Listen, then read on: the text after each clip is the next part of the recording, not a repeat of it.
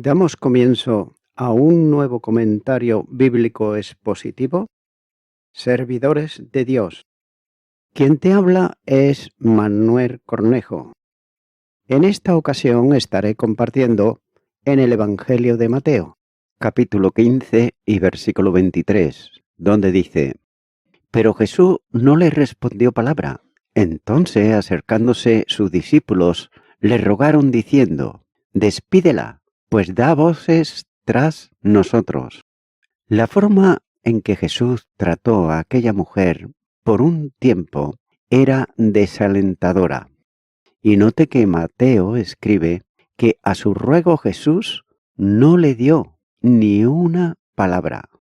De otro modo, es como si se desentendiese de ella y no le importasen sus ruegos.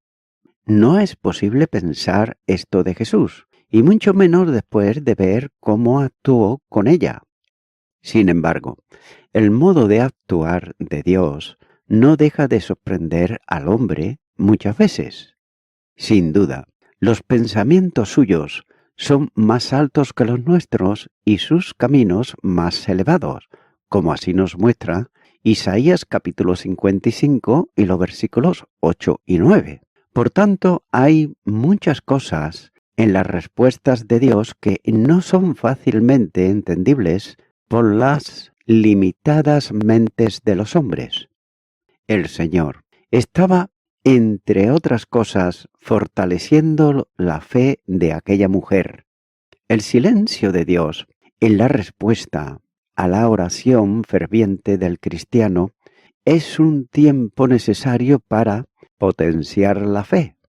No es posible entender de otra manera esta actitud de Jesús, ya que él mismo había dicho en Nazaret que había sido ungido por Dios para dar libertad a los cautivos. Evangelio de Lucas, capítulo 4, y los versículos 18 y 19. Pero frente al silencio de Cristo, la insistencia de la mujer, que no dejaba de ir tras él, clamando continuamente. Y otro contraste del versículo tiene que ver con la actitud de los discípulos. La mujer y sus lamentos suponían un quebranto para ellos. Note que aquella madre, pidiendo en voz alta la sanidad de su hija insistentemente, estaba intranquilizando a los apóstoles, por lo que se acercaron a Jesús, que seguramente caminaba un poco adelantado a ellos, y le pidieron que la despidiese.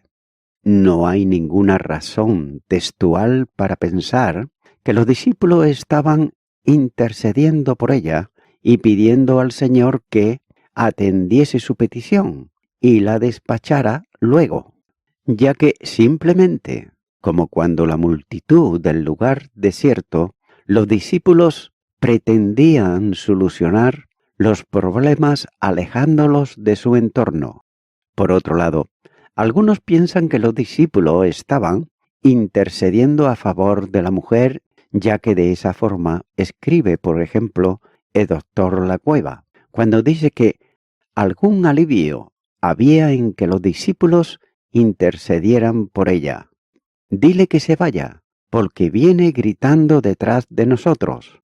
Por la respuesta de Jesús vemos que los discípulos no pretendían que Jesús la despidiera sin prestarle ninguna ayuda, puesto que no era esto lo que Jesús acostumbraba a hacer, sino que le concediera presto la ayuda que ella reclamaba, a fin de que no continuara llamando la atención con sus gritos. Fin del comentario de Dr. Lacueva. Pero es muy respetable esta forma de pensar. Hacia los discípulos, sin embargo, el relato de los evangelios ofrecen una dimensión que no siempre concuerda con esta pretendida condescendencia. Ahora bien, ¿qué hicieron ellos cuando la multitud agolpada en torno a Cristo en el lugar desierto necesitaba alimento? Interrumpieron el ministerio del Señor para indicarle que se hacía noche y que debía despedir a las gentes, como señala el capítulo 14 y versículo 15. También es evidente que los 12 consideraban a aquella mujer como una gran molestia que debía de terminar cuanto antes, ya que persistir en ello sería atraer la atención de las gentes y volver a encontrarse rodeados de multitudes.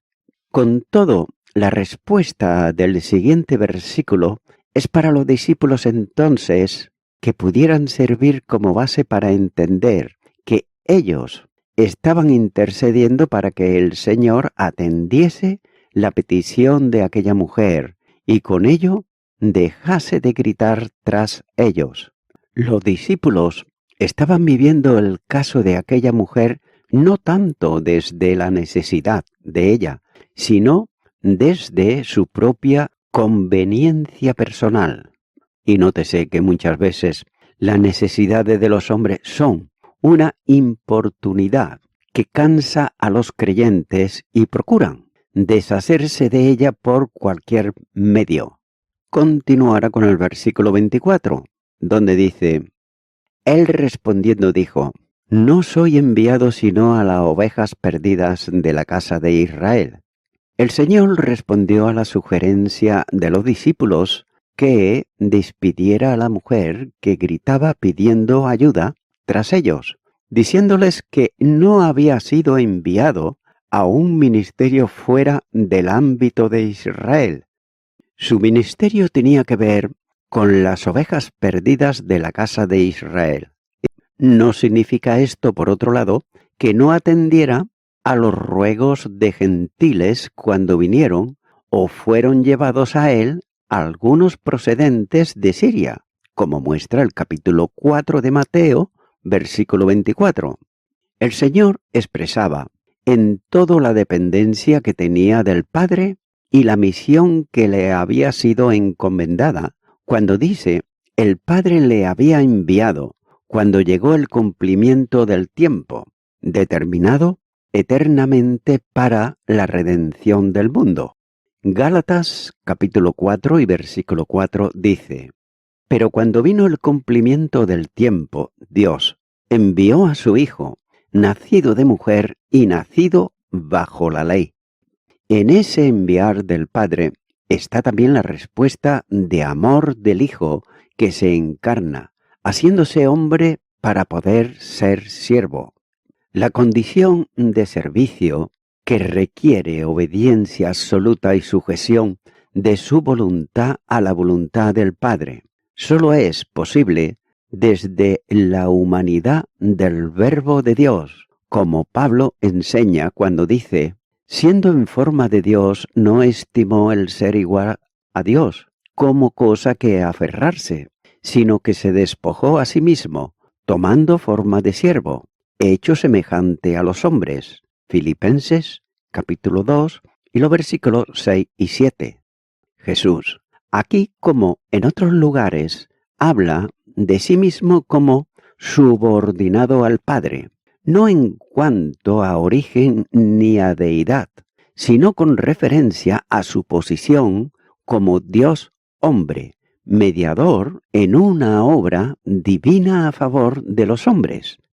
Esto no está en conflicto con su condición divina, ya que como Hijo eterno es verdadero Dios, en unidad e identidad con el Padre y el Espíritu Santo. El Evangelio de Juan capítulo 1 y versículo 1 dice: En el principio era el Verbo, y el Verbo era con Dios, y el Verbo era Dios. Y Romanos capítulo 9 y versículo 5 dice: De quienes son los patriarcas, y de los cuales según la carne vino Cristo, el cual es Dios sobre todas las cosas, bendito por los siglos. Amén. Si fue enviado como un programa preestablecido, debía como siervo ajustarse a él, ya que había sido enviado para anunciar que el reino de los cielos se había acercado. Ese reino tenía mucho que ver con las promesas de los pactos hechos a Israel Por tanto, el ministerio primero sobre el reino y la predicación del Evangelio del reino debía llevarse a cabo en Israel. Esa era la misión primera de Jesús. Por tanto, había sido enviado conforme a las promesas a quienes llama ovejas perdidas de la casa de Israel. Jesús estaba en un territorio gentil y debía evitar iniciar un ministerio en Fenicia, como el que estaba llevando a cabo en Israel.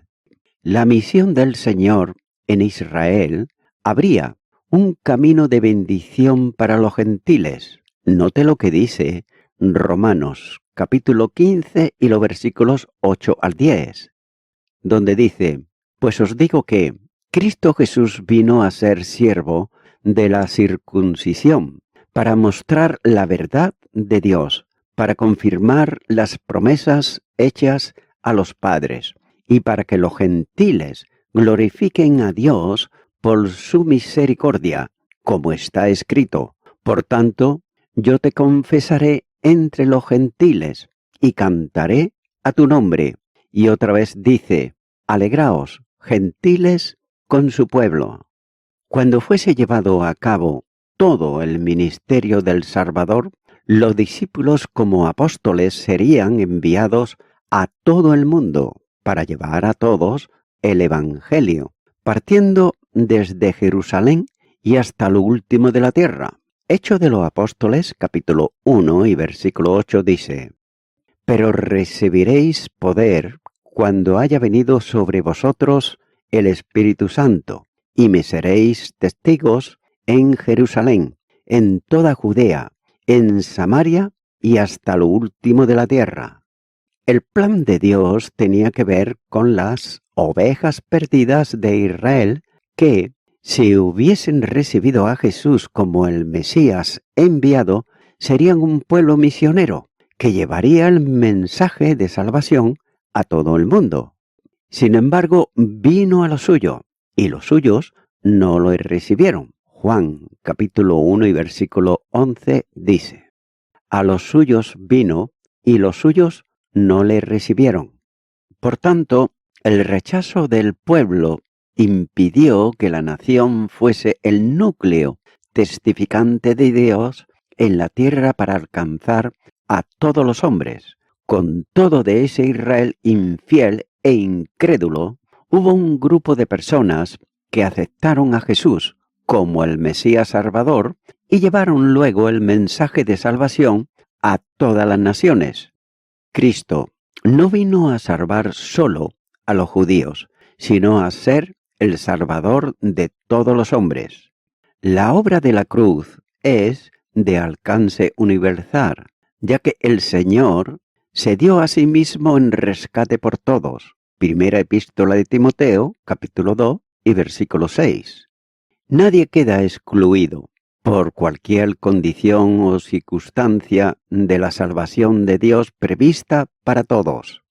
Los judíos sentían un orgullo humano y carnal, titulándose hijos de Abraham, en quien descansaban las promesas y los pactos.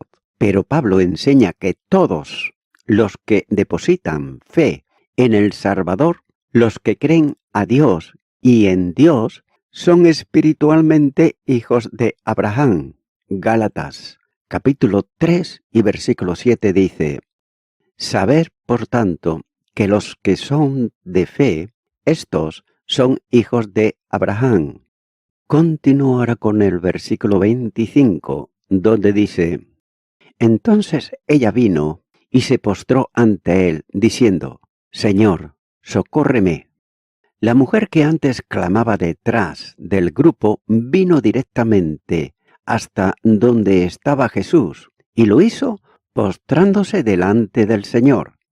El verbo es imperfecto de indicativo, en voz activa. En el texto griego está expresando la idea no sólo de haberlo hecho, sino de estar haciéndolo, en relación con lo que Mateo describe. El evangelista la presenta en un acto de gran respeto o inclusive de adoración ante Jesús, tal vez postrándose repetidas veces delante del Señor o manteniéndose en esa posición de rodillas e inclinada delante de Él.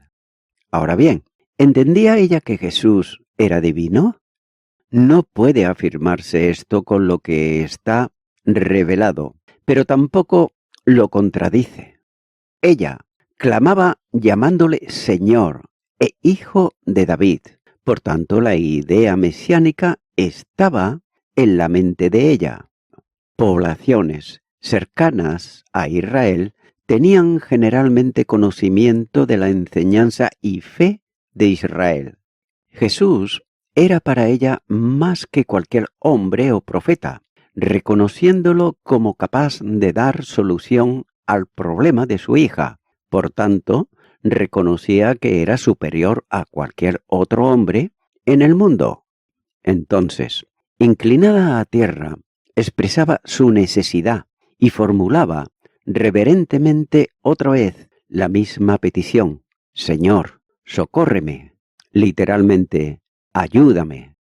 En la agonía de un alma que sufre intensamente por la situación de su hija, ella y la hija se hacen una unidad inseparable. Ayuda a la hija era ayudarla a ella. Socorrer a la hija era socorrerla a ella. No es una oración de intercesión, sino el clamor de una necesidad personal. La única oración eficaz en el ámbito de la intercesión es hacer propia la necesidad por la que se intercede, es decir, que el problema de otro llevarlo delante del Señor sea tan sentido que se convierta en un problema personal por el que como hijo se ruega para liberación. Continuará con el versículo 26, donde dice: respondiendo él, dijo: no está bien tomar el pan de los hijos y echarlo a los perrillos. Los fariseos solían llamar perros despectivamente a los gentiles, mientras que ellos eran los hijos de Dios. El perro era considerado en aquella época en la ley como un animal inmundo, como ya se consideró anteriormente, ya que vivían libres, sin relacionarse con las gentes como ocurre en nuestro tiempo, aullando y peleándose por el alimento, corrompido e incluso de cadáveres, eran despreciados por todos. Pero note que el Señor no utilizó el término peyorativo, perro, para hablar con la mujer, sino que le puso un ejemplo llamando su atención a lo impropio que sería en una casa tomar los alimentos destinados a los hijos y dárselos a los perrillos.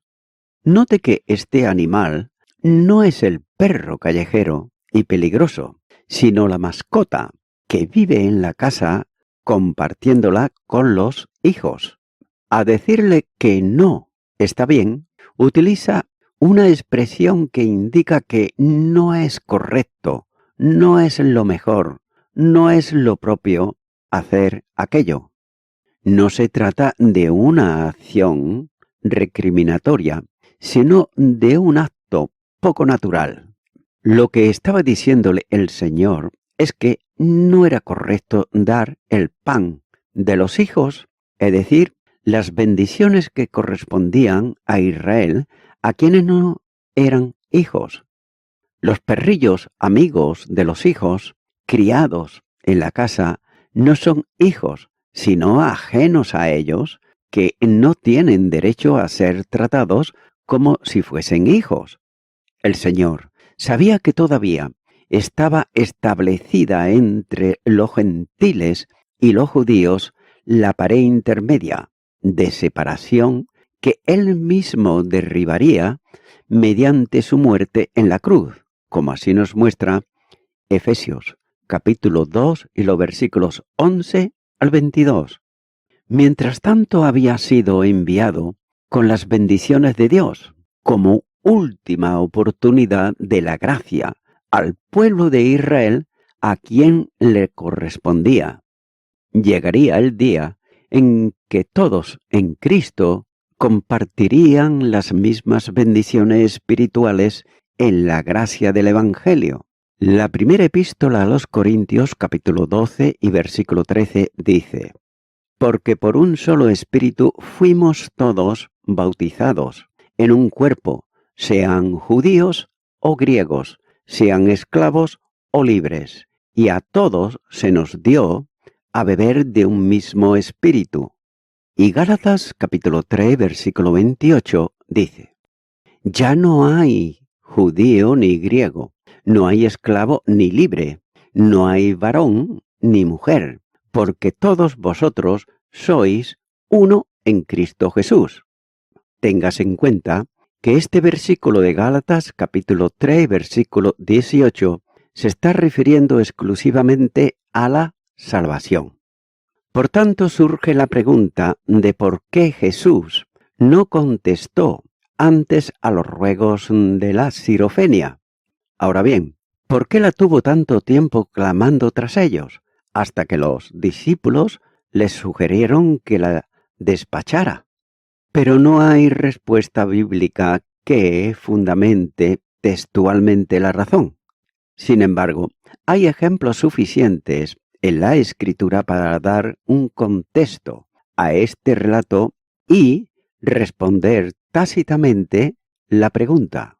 Dios ha tardado muchas veces en responder a oraciones y peticiones.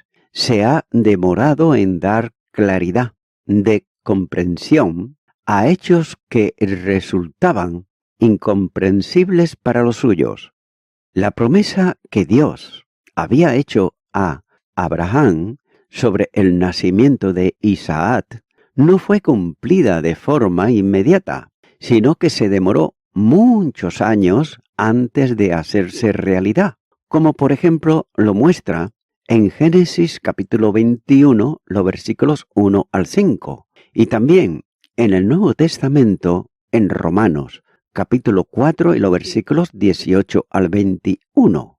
En la misma vida de Abraham se presenta el tremendo conflicto de la obediencia a Dios, que demandó de él la entrega de su unigénito en sacrificio. Génesis capítulo 22 y versículo 2 dice: Y dijo: Toma ahora tu hijo, tu único Isaac, a quien amas, y vete a la tierra de Moriah, y ofrécelo allí en holocausto, sobre uno de los montes que yo te diré.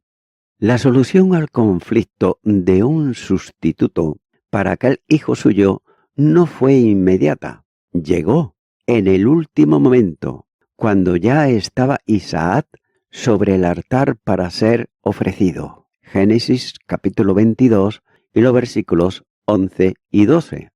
En el Nuevo Testamento se expresa también la razón por la que Dios demoró primero su promesa y luego su provisión. Él creyó en esperanza contra esperanza para llegar a ser padre de muchas gentes, conforme a lo que se le había dicho. Así será tu descendencia, y no se debilitó en la fe al considerar su cuerpo que estaba ya como muerto, siendo de casi 100 años, o la esterilidad de Sara. Tampoco dudó, por incredulidad, de la promesa de Dios, sino que se fortaleció en fe, dando gloria a Dios. Romanos capítulo 4, versículos 18 al 20. La demora de Dios trajo como consecuencia el fortalecimiento de la fe de Abraham, y de la misma manera ocurriría con Moisés, que durante 40 años estuvo solo en tierra de Medián, como pastor de ovejas en casa de su suegro Jetro. Éxodo capítulo 3 y versículo 1 dice: Apacentando Moisés las ovejas de Jetro, su suegro, sacerdote de Madián, llevó las ovejas a través del desierto y llegó hasta Ored, monte de Dios. La fe de Moisés se fortaleció en la espera, de modo que el testimonio que se da de él en el Nuevo Testamento es que se sostuvo como viendo al invisible. Hebreos capítulo 11 y versículo 27. Ahora bien, ¿por qué causa demoró Jesús al acudir a casa de Jairo y sanar a su hija moribunda? La misma respuesta de Cristo de la clave para entender la demora. No temas, cree solamente. Evangelio de Marcos, capítulo 5 y versículo 36. El Señor dejó a Felipe con la interrogante de dónde podría comprar pan para toda aquella multitud. Juan, capítulo 6, los versículos 5 y 6, dice: Cuando alzó Jesús los ojos y vio que había venido a él gran multitud, dijo a Felipe: ¿De dónde compraremos pan para que coman estos? Pero esto decía para probarle, porque él sabía lo que había de hacer. Y el mismo apóstol Juan da la respuesta en lo que hacía, cuando dice en Juan capítulo 6, versículo 6, para probarle. Entonces, ¿acaso no hizo algo semejante cuando supo que Lázaro estaba enfermo y se quedó 2 días más en aquel lugar donde estaba? Juan, capítulo 11, versículo 6 dice: Cuando oyó, pues, que estaba enfermo, se quedó 2 días más en el lugar donde estaba. Lo hizo para fortalecer la fe de los discípulos, como él mismo le dijo. Evangelio de Juan, capítulo 11, versículo 15, dice: Y me alegro por vosotros de no haber estado allí para que creáis, más vamos a él. La fe se consolidaba más en la resurrección de un muerto que en la sanidad de un enfermo. El Señor quería dar tiempo para que la fe de aquella mujer se expresara de un modo más elevado que en el clamor con que solicitaba ayuda. Continuará con el versículo 27, donde dice: Y ella dijo: Sí, Señor, pero aún los perrillos comen de las miajas que caen de la mesa de sus amos. Nótese que la verdadera fe no genera palabras de reproche, sino de humildad. La mujer responde a Jesús confirmando lo que había dicho y adhiriéndose a ello con un sí, Señor, que equivale: es cierto, eso es, verdad, Señor. Note que no contradice lo que había dicho Jesús, porque en su fe entendía que los gentiles, es decir, los perrillos, no estaban lejos de la mesa de la misericordia de Dios, sino bajo ella, para disfrutar en aquel tiempo de las miajas, de las bendiciones que podían caer de ella, literalmente, que van cayendo. Nótese que el verbo caer aparece como el participio del presente en voz activa, que indica una acción continuada, que caen, o también que van cayendo. No iba a ser una primera y única bendición hacia los gentiles, sino que Dios es bueno para con todos, bendice a todos y no solo a los judíos. No necesitaba mucho, no pedía grandes cosas, solo la expresión de la compasión, el brazo de gracia para el socorro oportuno. Ella sabía que Jesús era el consolador de los afligidos y el restaurador de quienes acudían a él, buscando ayuda. No podía dudar de ello y se aferraba a su fe en el Salvador. Aquella mujer estaba en el doble camino de la bendición, ya que por un lado, la bendición de la fe, que hace más que vencedor a quienes la depositan en Jesús. La primera epístola de Juan, capítulo 5 y versículo 4 dice: Porque todo lo que es nacido de Dios vence al mundo, y está la victoria que ha vencido al mundo, nuestra fe. Por tanto, como su fe estaba depositada en Jesús, estaba también en el camino de la humildad, reconociendo y aceptando su posición como perrillo, en contraste con los hijos. Por tanto, Dios resiste a los soberbios y da gracia a los humildes. Santiago, capítulo 4 y versículo 6 dice: pero Él da mayor gracia, por esto dice: Dios resiste a los soberbios y da gracia a los humildes. Ella reconocía que el pueblo de Israel tenía un lugar de privilegio en la bendición de Dios al mundo, pero se conformaba con ser un perrillo, que también puede tener parte humilde, pero suficiente en la bendición mesiánica. En aquellos momentos el Mesías había salido de Israel, no estaba sanando a nadie en Israel. Por tanto, no podían los israelitas perder ninguno de sus beneficios y privilegios. Estaba en tierra de gentiles, y una gentil necesitada buscaba las miajas de un favor divino que estaba segura iba a recibir. La profunda fe, estimulada no sólo con confianza, sino también su acción, era una petición reiterada y continuada. Ni la aparente indiferencia como que había sido tratada antes, ni las palabras de aparente dureza de Jesús mermaban su fe y debilitaban su insistencia. El problema de su hija gravitaba en su alma, y la angustia de un alma desgarrada en la presencia de Dios tenía que tener respuesta de quien es el benefactor de los débiles y el aliento de los desvalidos. Y así escribe el doctor Lacueva cuando dice: con admirable sagacidad, según hemos apuntado ya anteriormente, la fe y el amor ayuda mucho a la imaginación a encontrar el modo de sacar partido de las situaciones más débiles. Cristo había comparado a los judíos con los hijos que se sientan como renuevos de olivo alrededor de la mesa. El Salmo 128 y versículo 3 dice: tu mujer serás como vid que lleva fruto a los lados de tu mesa, tus hijos como plantas de olivo alrededor de tu mesa.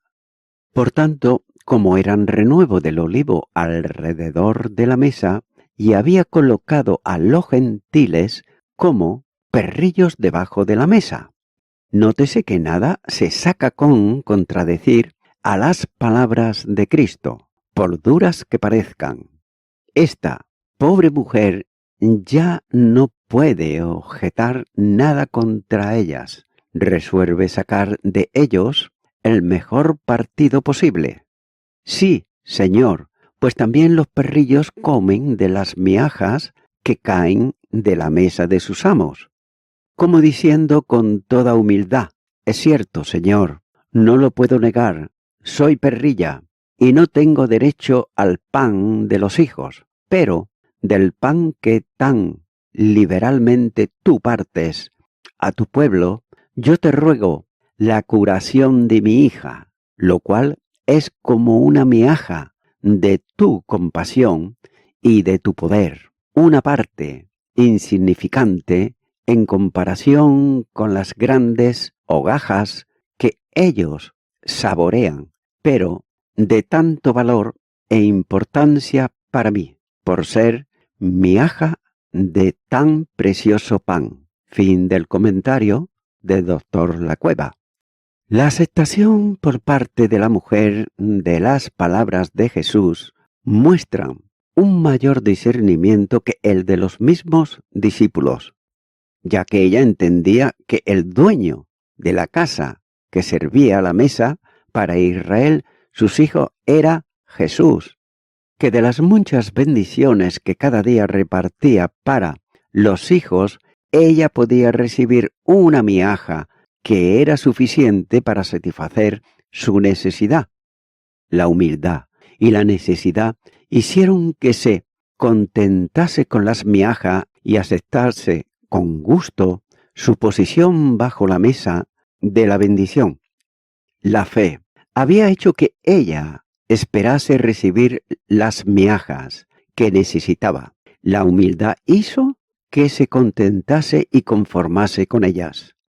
Y es por eso que podemos observar, mi amigo, mi amiga oyente, que esta mujer acudió en contra del prejuicio, contra el silencio, ya que ella perseveró. Contra la expulsión avanzó, contra el desaire ganó. Esto se llama fe en Jesús, ya que esta mujer tuvo que enfrentarse a los prejuicios y a los silencios, a ser perseverante ante su petición, ante que la expulsaran.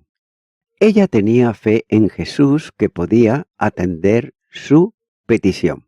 Y es por ello que, mi amigo, mi amiga oyente, si tu fe está basada en Jesús y en su obra que llevó a cabo en la cruz del Calvario, lo crees verdaderamente en tu corazón, puedes alcanzar la salvación y la vida eterna.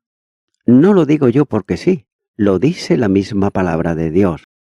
De manera que yo te invito a que tú vengas ahora en oración y pongas tu fe en el Salvador. Ora conmigo esta oración que voy a hacer y repite y di: Señor Jesucristo, tú ves mi fe como es, pero tal como soy, vengo a ti. Y vengo pidiéndote perdón por todos mis pecados y delitos. Ahora yo me arrepiento de ellos y te recibo como mi único y suficiente Salvador.